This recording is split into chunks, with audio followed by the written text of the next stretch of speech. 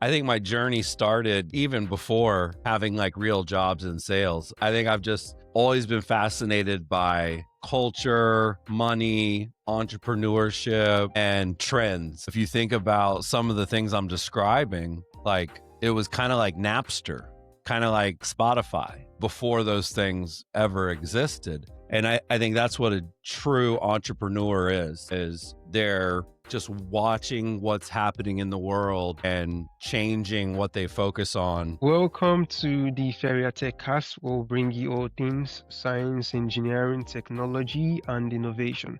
Today, we are joined by Chris Smith, a USA Today best-selling author, acclaimed marketing expert, and the mind behind The Conversion Code, the highest-selling book on lead conversion that's become required reading at institutions like Johns Hopkins and NYU. As the co-founder of Curaytor, Incorporated 500 SaaS marketing platform, and a former C-level executive at DotLoop, Chris has organically scaled businesses to eight figures by blending gritty boiler room sales wisdom with cutting-edge digital strategy. His insights has been featured everywhere from Forbes to sold-out events, and he continues to shape how modern marketers and tech leaders convert leads into lasting growth.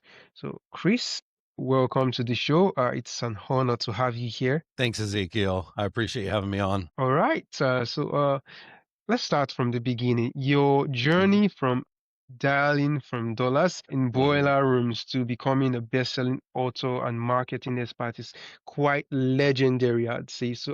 How did this journey start, and what was the key insight from those early sales days that still applies to selling complex tech products today? Sure. Yeah.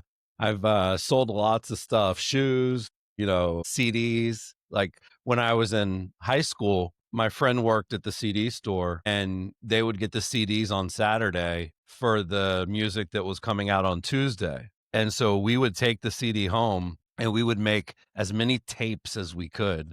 You probably don't even know what a tape is because you're so young. And we would go to school on Monday and we would basically walk around with a boombox and play the tape and be like, who wants to get the new Tupac? Who wants the new Biggie? Like, and we would sell like hundreds of tapes. And I used to, do the math. Like I would buy, like if you bought a bulk box of blow pops, suckers, candy, and you sold every one for a quarter, you would make more money than you paid for the box. So I would say, like, I think my journey started even before, having like real jobs in sales. I think I've just always been fascinated by culture, money, entrepreneurship, and trends, right? So, if you think about some of the things I'm describing, like it was kind of like Napster, kind of like Spotify, before those things ever existed. And I think that's what a true entrepreneur is they're just watching what's happening in the world and changing what they focus on, based on what's happening. So now I'm selling AI and I'm selling, software and tech but I've sold shoes and vacations and everything in between. And my journey was just, if you think about a funnel, a marketing funnel where you have, the leads come in the top and then they hopefully come out the bottom, as a sale. I start at the bottom. So I was the guy calling the leads, asking for the credit card, trying to make the sale. And I think because I started there, I really understood the value of high quality leads that were easy to convert versus garbage, leads that should be in the dumpster. And the difference was, branding, marketing, value proposition, those things were all really critical to how effective I could be as a salesperson. And so as I kind of went through this path and did some of the things you mentioned in my bio, I just have always been like super observant about the whole cycle. And the reason the conversion code has become an international bestseller is because I focus on three things equally.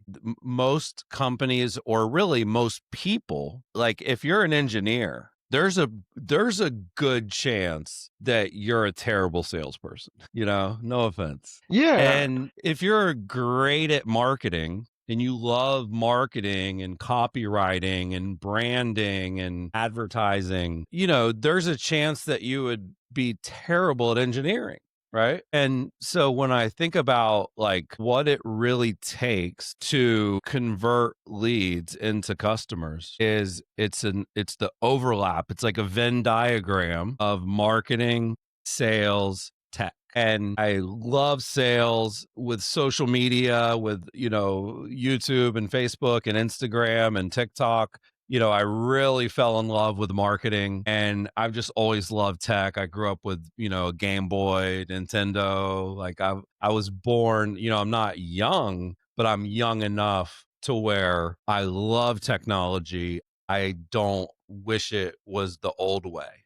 A lot of people, they want to go back to the good old days of, what they call belly to belly, like in person. And so, yeah, so that's really I think my gift and what I've been blessed with is that I'm kind of like an A plus at all three categories. And so it really empowers me to help people because, like I said, some of the people that are amazing at sales are terrible at marketing. And some of the people that are great at marketing and sales hate technology. And some of the people that love tech and code and Lovable and Replit and all this vibe coding and what's happening with Cursor and the people that geek out about that stuff, they're often not great at marketing or sales. So typically, whether you read my book or follow me online or see me at a conference or do a call like this, typically I can help most people because most people need help in at least one of those three categories. Wonderful. So let's talk about your book, The Conversion Code. So it's a required reading at Johns Hopkins and NYU. So for the engineers and developers in our audience who build amazing products but often struggle to explain them, what's the absolute first principle they need to understand about conversion? Yeah. Well, the reason it's called the conversion code is because there's a science to marketing and sales. There's art, it's art and science. And as the internet started exploding and social media and mobile and video, and I was just using all these things, my business was blowing up, my personal brand was getting a lot of traction, but I was working with real estate agents. And real estate agents, at least where I live in the US, the average age is 58. So they're a little older. And a lot of them have been in the business 20 or 30 years and they're really set in their ways. And so they were very standoffish and they were skeptical about technology. They, were still using AOL when everybody had Gmail. They were still using Internet Explorer when all the people that knew what was going on were using Chrome. They still had their BlackBerry when everybody had an iPhone. Like, so I've been able to kind of bridge that gap. And so the reason that these colleges and these universities, as well as someone like an engineer or technical person, the reason the book has been so successful is because it is a step by step guide to marketing and sales in a modern era. So, like, I used to play this game growing up called Contra. It was like a game on the Nintendo. Yeah, yeah, really cool game. I also played it Yeah. 2 years And ago. and it has a very famous cheat code where Oh wow. if you do up, up, down, down, left, right, BA start, if you typed that code in, you got all the weapons and you got unlimited lives and right. So I think of it that way is I think most people are just looking for someone to tell them which buttons to press and which order to press them in. So the book is like it's written from left to right, meaning let's pretend you're not doing anything. And where would we start? Step 1, step 2, step 3, step 4. Or if you are, already trying, but you have these holes and these gaps, you can kind of go straight to that section of the code. So you might say, oh, we already have a website. We're already using YouTube, but we definitely have no idea what we're doing on TikTok or Instagram. So then you can go straight in like a textbook. It's not a novel. You don't have to read it from beginning to end. You can use it on your desk. And if today you want to build a landing page to generate leads, you can go straight to that chapter and get really good advice on it. So basically a textbook with personality. I try to make it fun and engaging and entertaining to read, but yeah, the principle would be that there is a code. There is a science and a logical way to do this stuff right. And it's not out of anyone's skill set. They just need a guide because so many things have changed. Great, great. That's quite an interesting way to explain things. So, still talking about the science behind sales. So, I'd like to know what are some of the most surprising stats or data points that you've discovered about what actually make people say yes. Yeah. Well, the first one there's two that really come to mind when you ask that. The first one is what we call speed to lead, meaning people on the internet have very, very short attention spans. If I watch my daughter on TikTok, she's scrolling so fast. And when someone does reach out, and they do ask to be contacted or they do request more information, the ability to get them on the phone and have that conversation with them to turn them into a customer is directly impacted by how quickly you follow up. So the data is crazy, but like between minute 1 and minute 2, there's a huge drop off in contact rate. Between minute 2 and minute 3, like if you contact a lead in under 5 minutes versus 30 minutes, it's 21 times more likely that that person will become a customer. So it's really, you have to have systems, processes, and people in place so that you can follow up the second that these people reach out. That's a big one. The other one is the number of times that you try to reach out. So, way too many people, they get a lead and they follow up once an hour later, and then they never try again, or they might follow up, once today, once tomorrow, and then they give up because the person didn't answer. And the percentage of the leads that you contact goes up dramatically if you actually contact them 7 or 8 times. Meaning, the first day, you might want to call right away. You might want to call 30 minutes later, and then you might want to call an hour later. Like you might really need to reach out 3 times on day 1. And then on day 2, you might call 2 more times. And then on day 3, you call. Day 4, you call. Day 5, you call. You have to not take it personally when people don't answer, and you can't give up. Most sales happen like over 90% of sales happen after the 5th attempt, and like only like 20% of salespeople even make a 5th attempt. So you're really putting yourself in a position to fail if you're not really strategic about how quickly you're following up, how many times you're following up. And then the third one I would add, kind of a bonus, would be the method of the follow-up, meaning phone, text, email. You're never going to convert leads if all you do is email them. Just unless you're selling a book or something really inexpensive, right? You may be able to get someone to buy through email. But if you're an engineering firm and you want someone to hire you to build a piece of software for them, you're not closing that deal over email. There's going to be a conversation, more than likely a long conversation, in order for them to want to work with you. So it's called bursting. So bursting would mean I'm calling, they don't answer. Okay. If I call and they don't answer, I'm texting them. If they text and they don't respond, I'm texting them again, tell them I just emailed them something that they can look at. So those are like kind of like three, methods, right?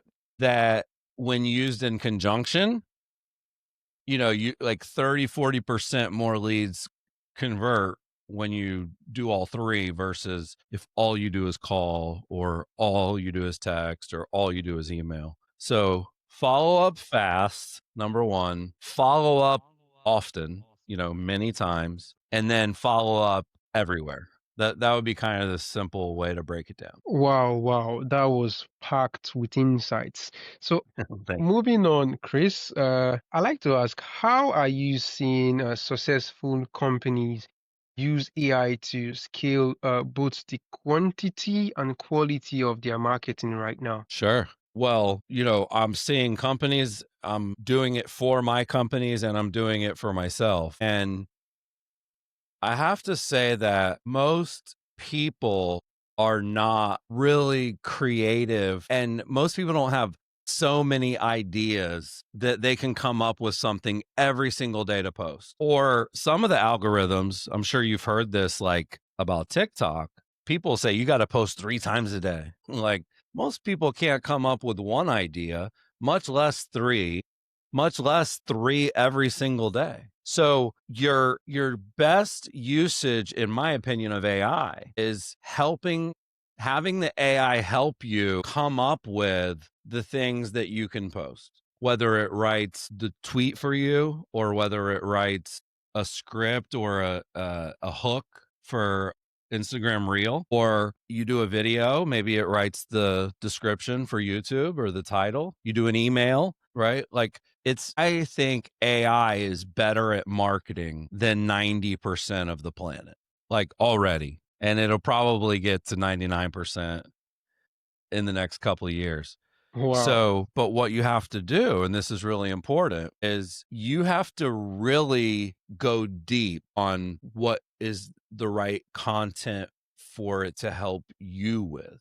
Okay. So, as an example, when I was training Claude and when I was training ChatGPT, I uploaded all three of my books. I uploaded transcriptions from dozens of my videos and my classes that I've taught. I actually downloaded my entire Twitter history, including the analytics, like which one's got the most engagement. And I fed it that. And it was able to pick up on the fact that, like, okay, Chris clearly is focused on real estate agents. He's a very confident, snarky, opinionated person. Like the AI can really get dialed in on, sounding like you. And so I think for a lot of people, if you go in and say, "Hey, I'm a real estate agent in Nigeria," and write me 20 tweets. It won't be that good.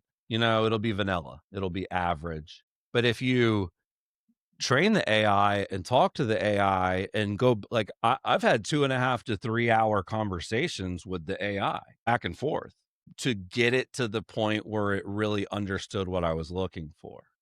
Claude has a option called projects where you're kind of training it and it remembers everything that you teach it.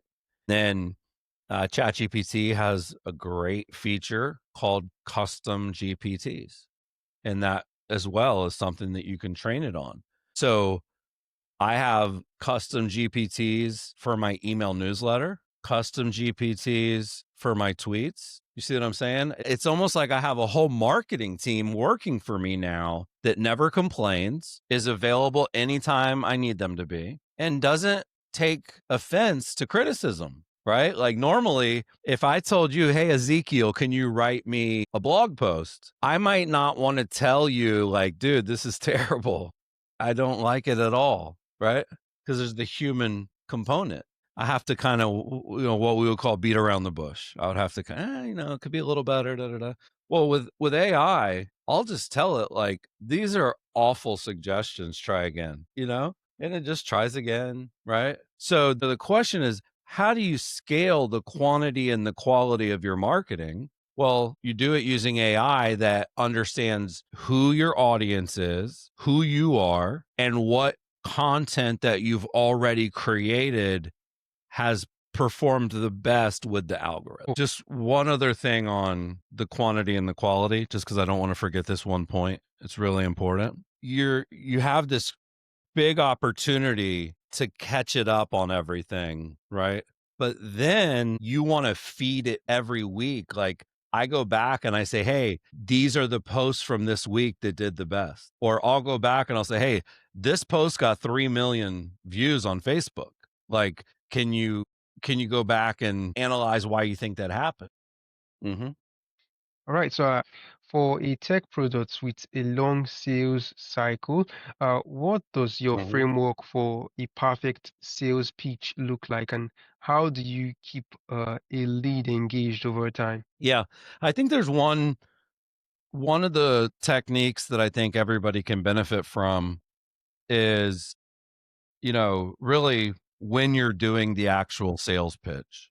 Because, you know, whether you have a long sales cycle or one call close, like the way that you get the person to want to work with you is the same.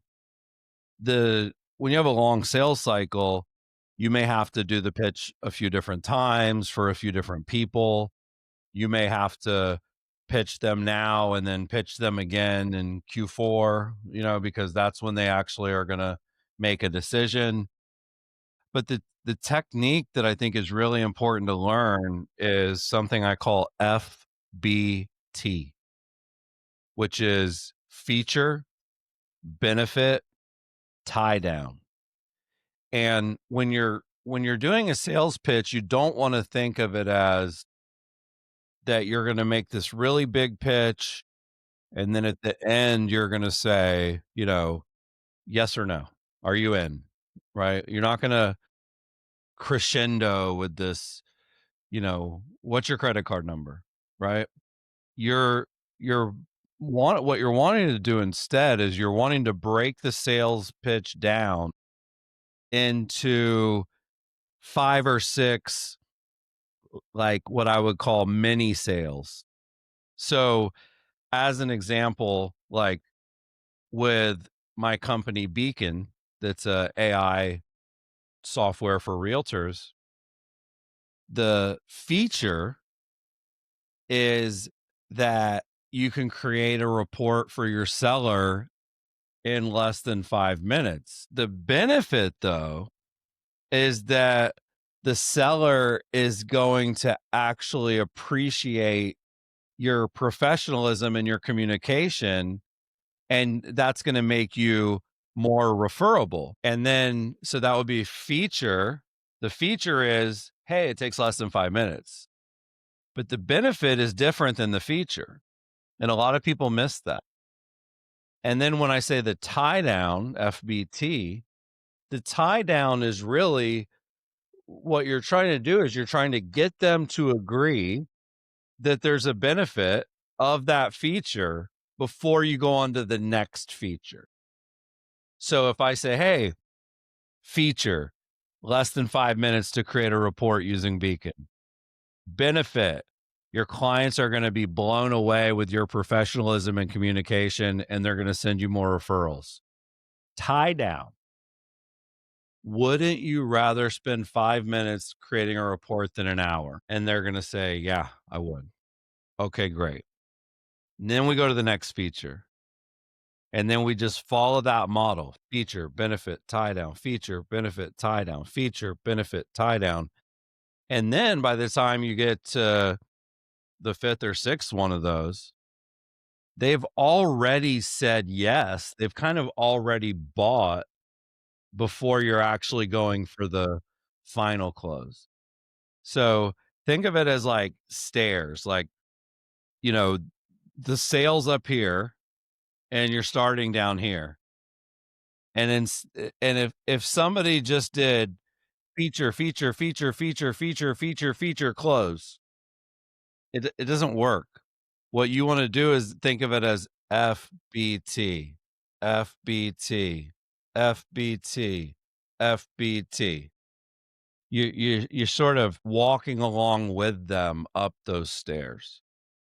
So that would be something that anyone can learn, but most people do not do it naturally.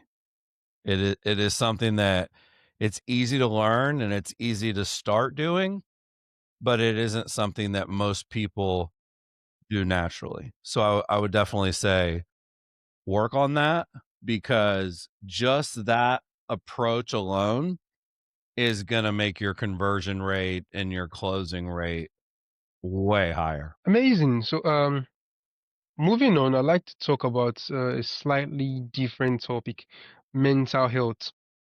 So Mhm. mental health is quite a challenging, high pressure sales and startup environment. So I'd like to ask, how has it impacted your own journey, and what strategies have you found to maintain balance and avoid burnout? Yeah, well, I think the most important way to avoid burnout is to work on something that you love and that you're passionate about. So if you hate your job or you don't have belief in the company, you don't really think that the product really is useful, like uh, I don't know how to help you. So that's kind of like step 1 is you have to do stuff that you love working on because it's already hard enough to wake up every day and be in a good mood. It's already hard enough to, be inundated with the negativity that's out there in the world and stay positive. That's a challenge for everyone. It's already hard enough to manage personal relationships with your wife, your spouse, your kids, your family. Like all of those things are hard for every person. For me personally, I actually have been diagnosed as bipolar. And when you have a mental health diagnosis, you have to take it way more serious, you know, than you can't just meditate. Like you can't just meditate and feel better. It's not that easy. So I would say really um for me it's been a matter of like exercise. It's been a matter of therapy. It's been a matter of finding the right meds to be on. Like it's been a matter of not judging myself when I'm feeling down. And so there's a saying they say, never get too high, never get too low. Well, when you're bipolar, you're literally either way up here or way down here. So it's very challenging to find your baseline, and struggle with it to this day.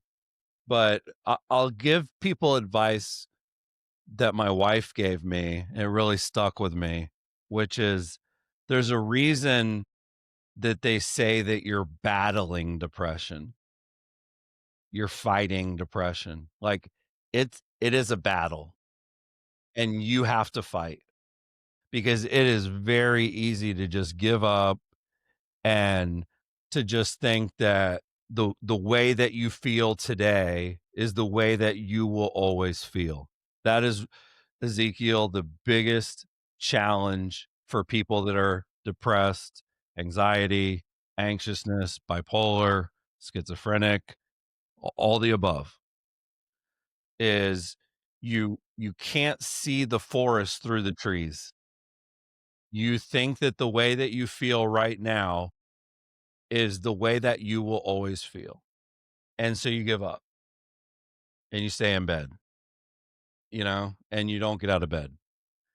Or you get out of bed and you grab something to eat and then you go back to bed, you know? So what I would just challenge people to do, and I don't judge anyone because it's so hard. I mean, the reason I understand this is because I have lived it, you know? I've spent 6 months without getting out of bed. I have felt hopeless. I have felt apathy to things that are critical, like my kids, my wife, my family, my career. I don't even wanna turn on the TV. I don't even wanna play a video game. Like, I don't even wanna do the fun stuff. So I can relate, and it's really, if one person hears this and says, "You know what? I'm gonna start fighting it." That's the only thing I would advise people to do is just don't give up, because there is a light at the end of the tunnel.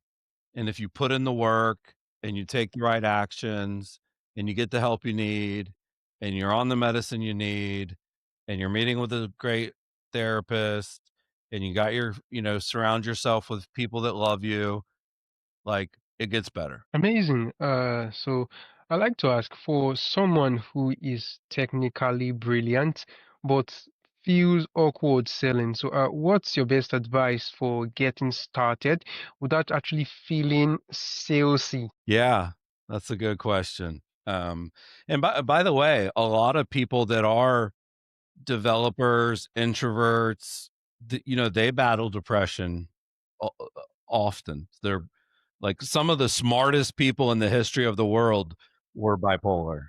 Like, it's not just crazy people. Sometimes it's people that are crazy smart. Um, what I would say as far as, and this is a really good question, like, how do you do sales if some people hate sales. They don't even like the idea of it. It's kind of like public speaking. So, some people would never get on stage in front of 5,000 people and feel comfortable. What I would say would be practice. And I would say practice with people that you trust. Could be a relative, could be a coworker, a colleague. You know, Nowadays there's even AIs that do like role playing with sales. There's even AI where you can record yourself doing a sales pitch, and then you can have the AI grade it and give you feedback about what could have made it better. So it's like anything else, man. It's really about practice. And so, like, as a non technical founder, I have had to really learn about software and engineering because it doesn't come natural for me. It's a different language. So for a lot of the people, sales is like a different language. It's like trying to learn a a whole nother language, and you can't quite figure it out. Well, how do you learn another language? You get Rosetta Stone, you get Duolingo, you go take classes, you immerse yourself in the culture, you put stickers on the wall that says, casa, janela, baño. Like, you have to try really hard. And so I actually think role playing can be super powerful, where, one person is playing the role of the person who's getting sold. The other person is playing the role of the salesperson, and you make it hard. Like, don't just say, "Oh yeah, I'm in," because that's not how it goes in the real world. Give them objections. Tell them I'm gonna have to wait and think about it. Tell them it's too expensive for our budget.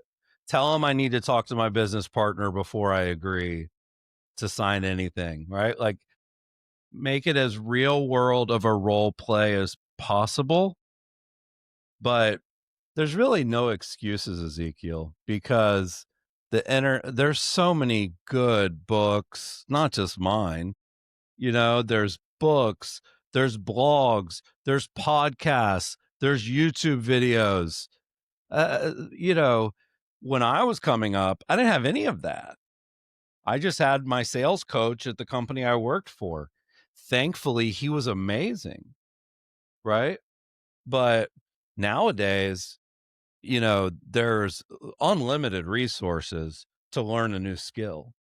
So I think part of it is actually respecting sales as a skill that is difficult to learn and is critically important.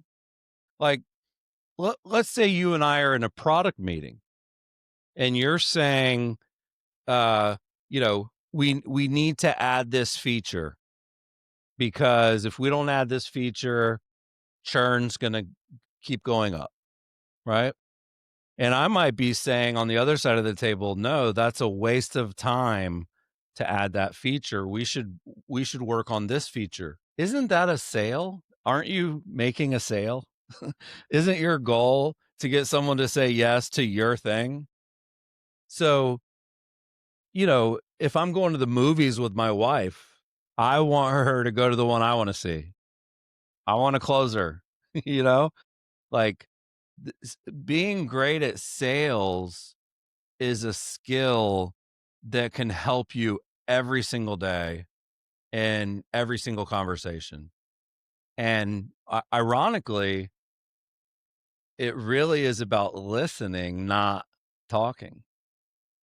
And I had one time my partner, he said, Chris, engineers don't think the way you think. You can't go to an engineer and give them a solution. You have to go to an engineer and explain to them a problem that you need help solving because that's how they think. They think in problems, not solutions. So if you go to your development team and say, hey, I need you guys to do this, it's not going to be as effective as if you go to them and say, hey, we got a problem. Like after 3 weeks, people are canceling and I don't know what to do. Is there anything you guys think we should do or think that would help? Right.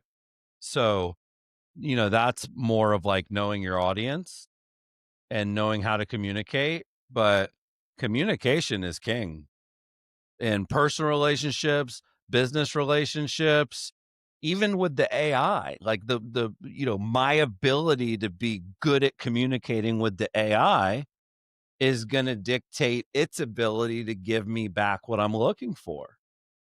So yeah, I would say make it a priority, treat it with the same respect that you would treat solving a technical problem, and understand that there is a solution, but you probably didn't learn how to code in one day.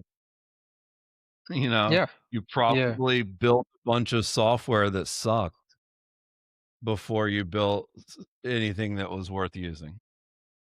Yeah. So tell us, what does innovation truly mean to you, and how does it relate to your work, your life, your field, in the context of how you help businesses connect with customers? Yeah. So I like to get the meaning of the word innovation from the way you see it. Yeah. Well, I think that you have iteration and you have innovation. Hmm. And I think what happens is people think that a bunch of little iterations is innovation, and it's not. That said, iteration is critical to success. Like think about Google. I'll give you an example. Everyone I think would say Google is one of the most innovative companies that we've ever seen. Search, Gmail, Calendar, Maps, Gemini, Android, like there are not a lot of companies that have been more innovative than Google. But the reality is the the thing that they did that made them all the money, that allowed them to do all those other things was AdWords. They figured out that if you put ads that are relevant in front of someone while they're looking for that thing, they'll get a lot of clicks. And so that simple idea has really not changed. It has been, they've iterated it, but when they came up with the idea, it was incredibly innovative. So you have to innovate, and then you have to, don't forget to iterate the innovation. Like, you have to constantly make it better. When I think of innovation, I think of my co-founder, my co-author, I should say, of a book that I wrote called People Work. His name's Austin Allison. And he founded a company called DotLoop that got bought for over $100 million. We had a best-selling book together that Gary Vaynerchuk wrote the foreword to. His new company is called Picasso, and it is a way to buy a vacation home, but only buy 1/8 of it, and other people buy it too. Like, so he is an innovator. And the way he always described it was like leapfrog innovation. Like, if you really want to innovate, you've got to go really big. You've got to literally jump past your competitors. So I think of innovation as when you're coming up with an idea for a product or a business or a feature, you know, is it 10 times better than the current way? Is it 100 times better?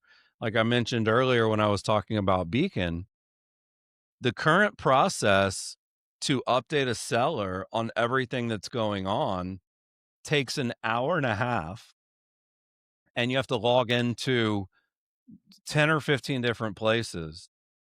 Well, Beacon has made it under 5 minutes. That's like almost like people can't even believe that that's possible. That to me is innovation versus, oh, it used to take an hour and a half and now it takes an hour. That's better, but I don't know that that's going to win any awards. So there's a really good book called Blue Ocean Strategy. And Blue Ocean Strategy is this idea that you should try to do something that no one's ever done before. Like, you should try to be a monopoly because you're the only one doing what you're doing.